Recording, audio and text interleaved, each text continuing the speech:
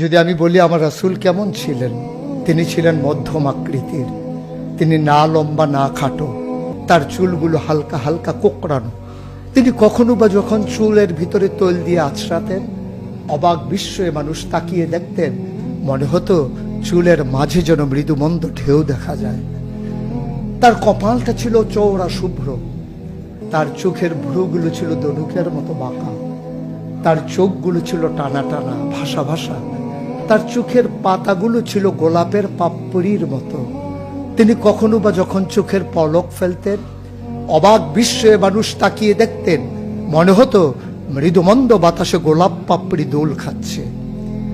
তার চোখের সাদা অংশ ছিল রক্তিমাভ সাদা, কালো অংশ ছিল তার কৃষ্ণ কালো। তার ঠোঁটগুলো ছিল গোলাপি রঙের, তার নাকটা ছিল খাড়া, ছিদ্রগুলো ছিল ছোট ছোট, নাকের নিচেই ঠোঁটের উপরে ছিল চিকন সরু গোঁফ।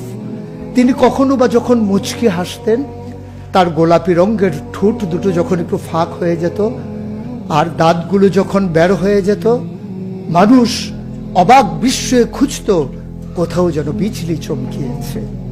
সুতরাং যার কোনো তুলনা হয় না, তুলনা মেলা ভার, জুড়ি মেলা ভার।